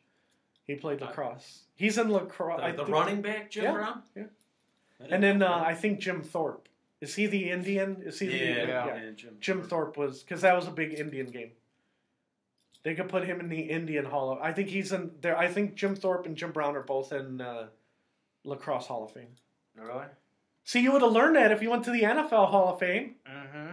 Because I think on both of them it says they are also in the blah blah blah Hall of Fame. Where's that Hall of Fame at? No, is Cheap Trick in the Lacrosse Hall of Fame? All right. I'm looking. What time? Okay. Predictions. I want to do one quick prediction. We don't have any old predictions that came up this week. Okay, my prediction for this week: Star Wars will be the #1 movie this weekend. This is like shooting fish in a barrel. Yeah, no shit, really. Okay. You really think so? I think it's gonna tank. but I'm gonna go out on a limb. I'm gonna say it's gonna be the #1 movie of all time opening weekend, and I predict over $200 million just this weekend. They said that some movie theaters are gonna stay open 24 hours. Yeah, they're gonna play like the movie's gonna start like every 15 minutes or something. Oh, I didn't hear every 15 minutes. I heard every hour. They said 1 o'clock movie, 2 o'clock movie, 3 o'clock movie, all through the night. 4 a.m. movie, 5 a.m. movie, 6 a.m. movie, 7 a.m. I can't think of a theater ever doing that before. Can you? And I predict $200 million, and eventually it'll pass Avatar, but that's not my prediction. My prediction just for 1 week, $200 million this weekend. Oh, way over minimum. Oh, so you guys both agree with me? Oh yeah, it's gonna be more than that. Oh, I don't know. You don't know. Why say over $200 million? Why the prediction was made? Because I like shooting fish in a barrel. I would say like $500 million, $500 million. Yeah, Joseph's 500. $500 million. Okay, maybe we'll do that. We'll do the week. Oh, for the weekend. Or the weekend. Yeah. Yeah. 500. Okay, Joe says 500 million. I don't know if they could keep theaters open. Even if you had every theater showing it every hour, I don't know if you get it 5. Really? Because I think you can. Shooting fish in a barrel. Fish in a barrel. Prediction date is December 17th, so we'll have one for when we come back in 2 weeks. Reveal date in 2 weeks will be New Year's Eve. We won't do it on New Year's Eve. We'll do it the 29th or 30th, if that's okay. Because we'll take Christmas week off. Well, I know it varies, but what's like the average of the #1 movie for a week? You know what I'm saying? Now again, these are round numbers, not hard or fact. I think a normal weekend, if you win, it's like 20 million. If your movie's a blockbuster, it's like 50 million. If it's Jurassic Park 3, Independence Day, mega blockbusters, Spider-Man 3, 100 million for mega blockbusters. And I think they said the record, I heard it earlier today. I didn't write it down. I think they said 130 million for the Jurassic Park reboot that came out this year. Yeah, that was a good movie. So the record was 130 million, I believe. So my prediction is not only will it pass the record of 130 million, but it will shatter it and almost double it. You're saying it's going to triple the record. Oh, it's going to be huge. You're saying 500 million. I'm saying 200 million. The record is what I want to get the title correct. It's Jurassic World, correct? Something like, yeah. I just know it's the Jurassic reboot. Yeah. We're going to go under the premise that the record is 130 for Jurassic World. Do you want to make a money prediction? Yeah, I'll make a prediction. I'll say 150. 150. Okay, you'll say slightly. Okay, this is Fred. We'll do Ted. Ted, 150 million.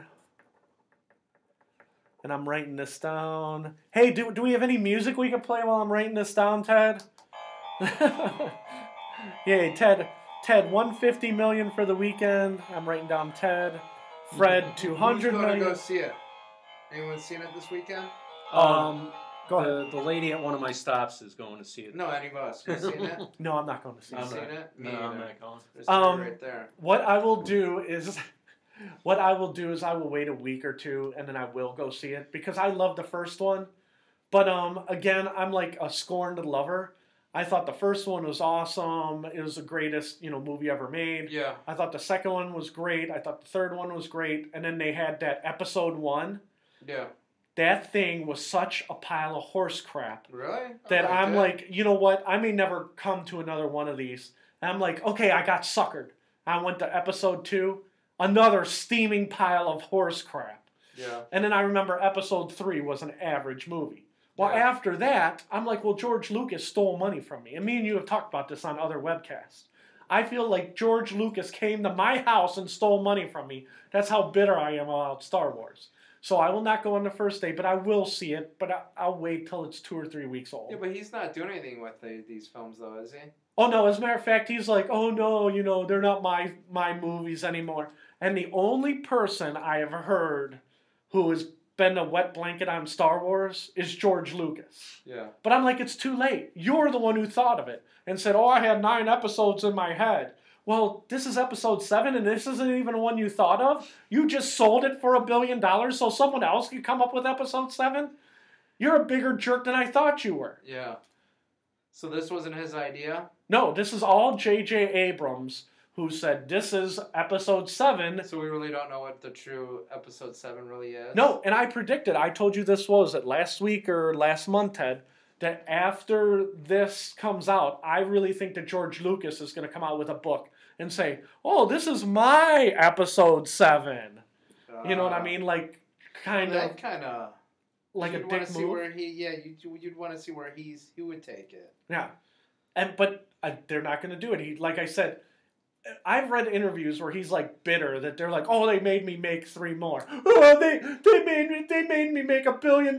They twisted my arm. So he didn't have the movies written down or at all, like 7, 8, 9. He claimed that when he did episode 4, the very first one, that when he did it, he had 9 movies in his head and he had written 9 outlines. Yeah.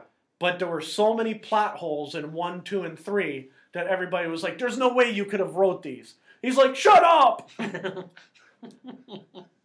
And so that's why he didn't want the aggravation of doing 7, 8, and 9. And that's why he sold the rights of Lucasfilm for $1 billion. Do you think the Ewoks are going to be in there? Supposedly. Because how 3 ended, they were all cheering with the Ewoks, right? Partying. Woo! Supposedly. Now, don't quote me on it. And I don't want to do any spoilers because I haven't seen it. I haven't read any. But from what I've read, no Jar Jar Binks, no Ewoks. They should decapitate Jar Jar Binks. Oh, no, he wouldn't be in anyways because he would be the last 3.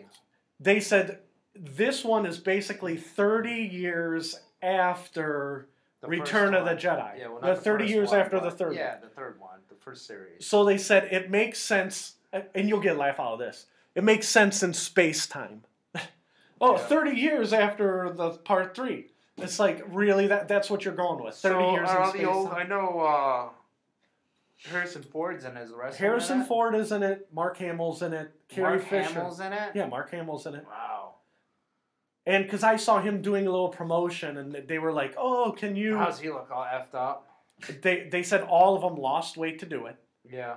And now Mark Hamill, he does a lot of voiceover work for Adult Swim. He does some voices on Metalocalypse. Yeah. And another show. I'm drawing a blank, but I kind of followed Mark Hamill. He does a lot of voiceover work. I want to do voiceover work. How do you think you get into that? Ask Mark Hamill. I want to write him a letter. You know what? Email him. Write him a letter. Dear Mark. I think you would be perfect for voiceover work. You could be the heavy metal guy. I'm coming to your house. We're gonna eat Snickers bars. You be what I'm doing now, right? Yeah. You said Carrie Fisher is in it? Carrie Fisher is in it. And she's not Princess Leia. She's General Leia. General? Yeah. So it's Han Solo, Luke Skywalker, and General Leia. And then those three are in it.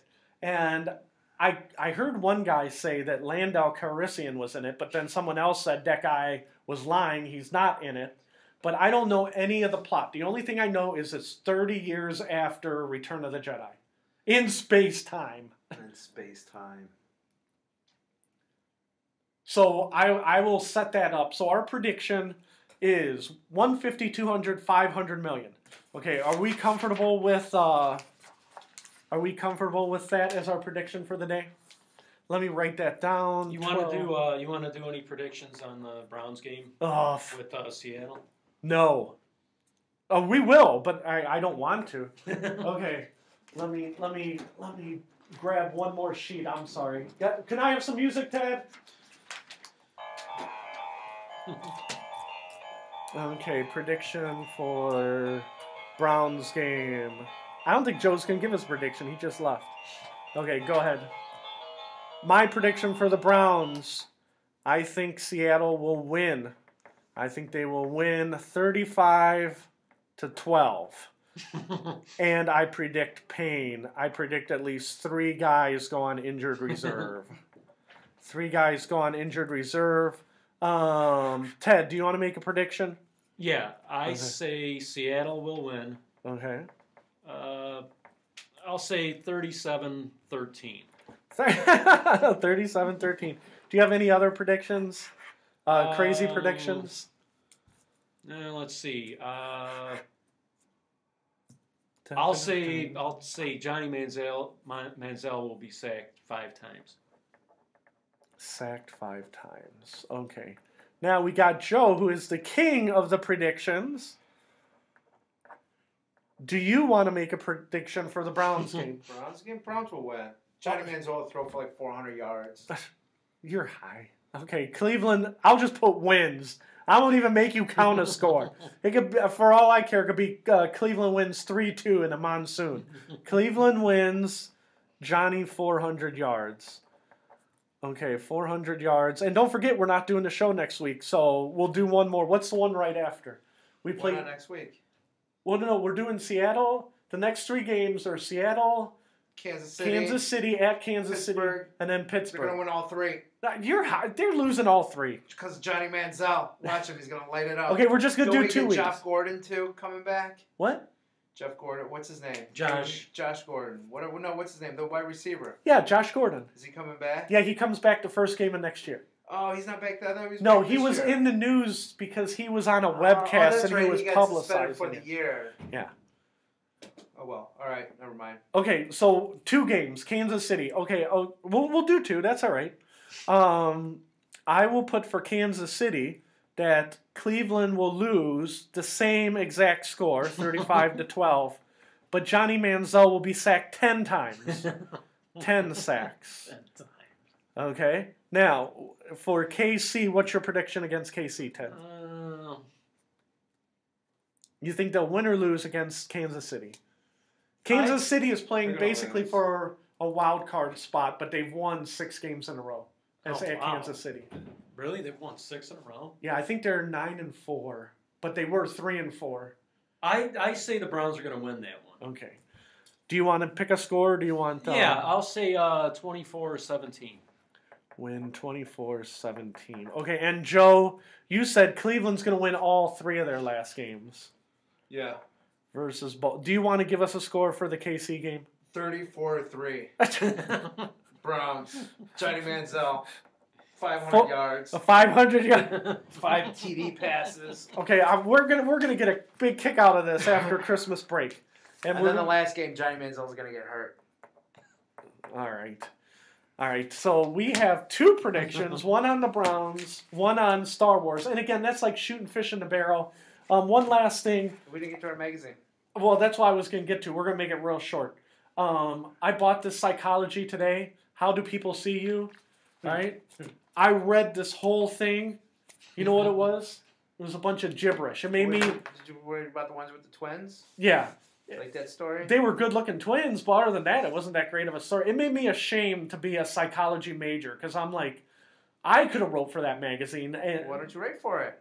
Apparently, I'm gonna come up with my study of people. You write them a letter, and I'll write what's his face a letter. I'm gonna write Psychology Today because I try to bring a magazine every episode.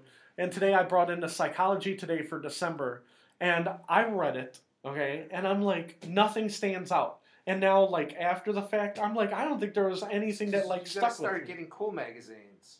Well, but if I only get cool magazines, you'll get to rag on crappy magazines like for Psychology Today. So I literally took $4.99, and I took this cover, which it says, "Can you catch madness?" on the top, right? Yeah. That article was worthless. I basically took my $4.99 and burned it. Just burned it. You could have gave it to me. I'm broke. Next time I say I'm going to buy Psychology Today. And I could have wrote you a shitty magazine. Well, thank you. But so, thank you.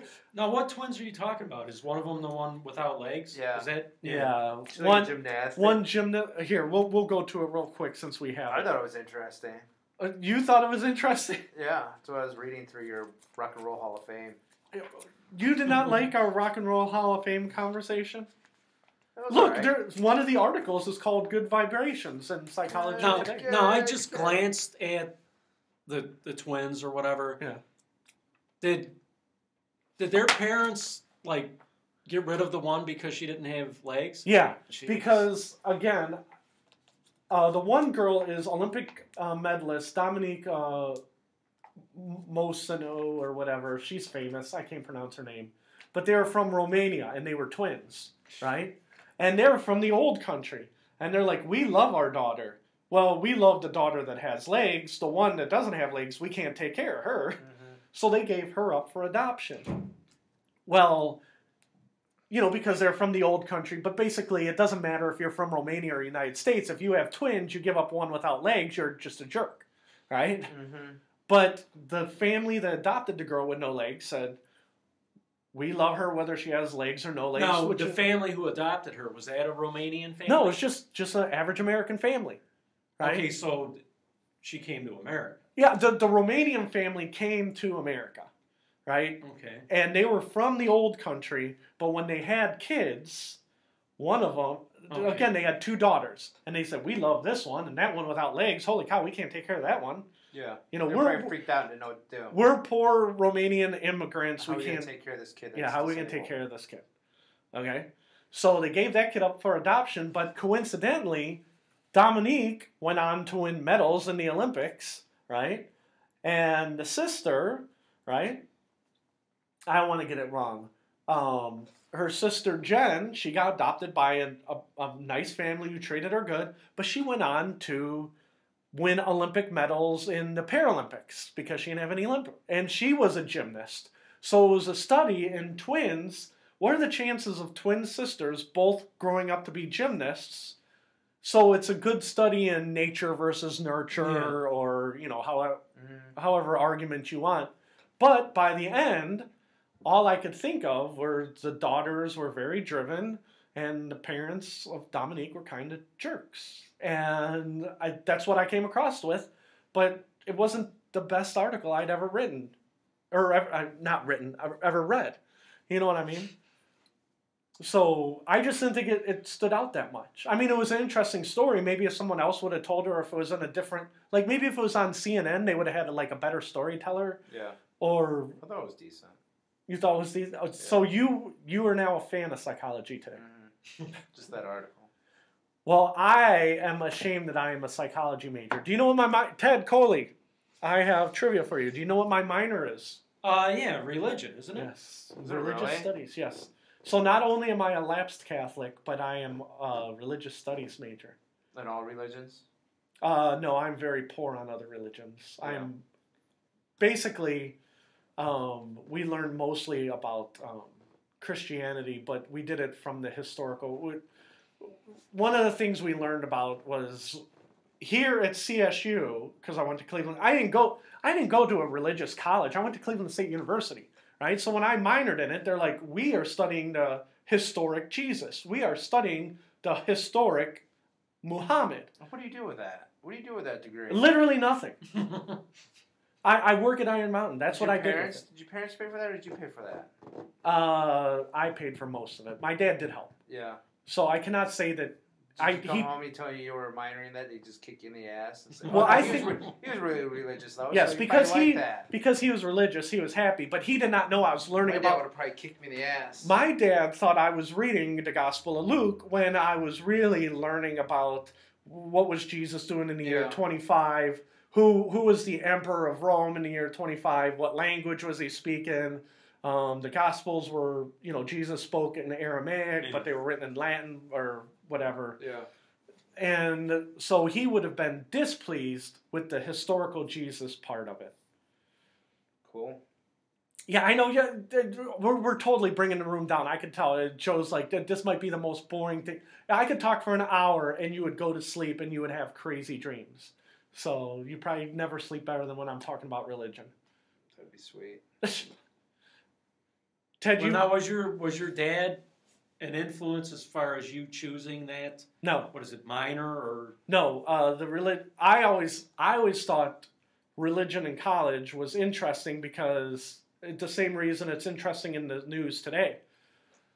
I am going to kill you. You are an infidel. We got 3 people in the room. If you said you're a Muslim, I'd be like, well, Joe, all of a sudden I don't like you because you're Muslim. I'm going to kill you. I find that intriguing how you can use your religion to say that you hate somebody. How people are just like it's just like you said, how people are just changed just like that. Yeah, and the Bible. Crazy that is. Yeah, and the Bible is just chock full of killing and murder and stuff. They're like, well, we killed the infidels. Well, the infidels were people too, right? No, they weren't. They were dogs from hell. Yeah, isn't that crazy? Yeah, and it's the same thing, I said I wasn't going to talk about ISIS, so I'll make this quick. ISIS said that they want to take the Crusades in and march down the streets of Rome just this week. Again, it never ends. 2,000 years. Our religion says we're going to kill you. Our religion says you got to die. You're the infidel. Well, but to me, it's interesting when you come out and say, no, I'm not the infidel. You're the infidel. And if you don't, the first girl I ever dated. Okay? Yeah. She used to, the first girl I dated more than once. Okay? First girl I dated for an extended amount of time, she was a born-again Christian, and she used to say, if you don't say this prayer that you love the Lord and you accept the Lord 3:16 into your heart, you are going to hell. I said, well, what happens if you live in Peru? And she goes, there's missionaries. You can find your way to a missionary. I said, so you're telling me throughout history, well, not throughout history, only since Jesus was born. And I'm like, you are perverting the Bible. And she's like, no, I'm not. I've read every word of the Bible. And I'm like, no, I don't think that's how it works. But again, so by the time I got to college, I thought it was very interesting. Don't tell me you spent a lot of time with that broad. Oh, no. She broke up with me right away. Oh, thank God. No, she can we tell a story off the record? Yeah, I'll tell you a story off the record. I've told Ted this story. We were like 16, 17, right? And all we ever did was kiss, right? And she would hold her hands up to her breasts, and she'd be like, don't touch me here. And she would hold her hand in front of her private area, and she said, don't touch me here. But because we're young Christians and we're learning about love, we can kiss and we can make out. And I said, okay, I'm 17. I'm not trying to bang this girl. So I'm like, okay. And she's like, if you have sex before marriage, it's, I was 17, not 16. When I was 16, I have any dates. When I was 17, I was dating her. Okay. And she's like, I'm like, okay. We'll just make out. And she's like, you know what? Do you want to go to a Bible study at my house? I'm like, no. And she's like, I don't know if we can be together. And I'm like, well, okay, we'll go Bible study once, right? I went to her church like once. I went Yeah. to Bible study once. And I'm like, these people are freaks, right? They're insane, right? And finally, she's like, okay, Fred, I can't be with you anymore. You're not a good Christian. I'm like, I'm Catholic. And she's like, no, that's not the same. You didn't say the prayer. You're not born again like me. You're out. I'm like, no, but I love you, right? And I was a dumb 17-year-old. Yeah. And she's like, oh, well, I love you in the same way that Jesus loves everybody in his family. I'm like, you know what? You get the hell out of here. You know what I mean? And which was funny, interesting postscript. So I didn't know she wanted to dump me to see this other guy, and we called him Bob the Hood, right? Yeah. And Bob the Hood, they called him Bob the Hood because he used to steal car. He would wear a hooded sweatshirt, right? And he would steal radios, car radios. Steal stuff out of cars. He was a petty thief. Okay. Vandalism. This guy? And she goes, I can save him. Once I met him, he became a born-again Christian, and he became a Christian because of me, right? Tell me he stole everything in our house. Oh, no, it's even better. Okay. Even better. He stole something even better. Ted knows, he knows the punchline, right? So she goes, he needs me, and he loves the Lord as much as I do. And she goes, you just don't. And I'm like, well, sorry. What are you going to do? Okay? So I'm out of the picture 2 weeks later, right? Literally 2 weeks later, he was like, listen, if you don't have sex with me, we're breaking up, and I will not be a born-again Christian anymore. Well, she's 17. She wants to have sex, but her whole thing is, the Lord says no, right? Yeah. And she says, okay. So she has sex with Bob, right? Yeah. 2 weeks later, he's like, yeah, I'm breaking up with you. I'm out of here? I'm out of here. So she literally dated him for like 1 month. Awesome. Had sex with her, dumped her. And then she's like, oh, I'm going to have to pray. And as far as I know, it like scarred her for life, right? And I'm like, ah! And even though I didn't have sex with her, awesome. I thought that was the most awesome story. So wherever Bob, I don't even know what Bob's last name is. I just know he was a local hooligan. Yeah. So wherever Bob is, thank you for that awesome story that I could tell into my 40s. If he banged her and then stole everything in her house. He's probably like a congressman or something, man. I think right now he's probably working at Iron Mountain and Solon instead. We probably ended up in the same. Little did that born again Christian girl know that we both ended up in the same place. Yeah, you guys could be in psychology today. Yeah, I'm on the west side of Iron Mountain. He's on the east side of Iron Mountain. On that happy note, I passed our time. I'm sorry, guys. I didn't mean to hold you up past your time. That's Ted Coley. That's Joe Coffin. I'm Fred Hunt. Make sure you buy your loved ones my book, American Suicide. It's a good stocking stuffer. Yeah, as a stocking stuffer for Christmas. They will love nothing more than to have that. Everybody have a great night.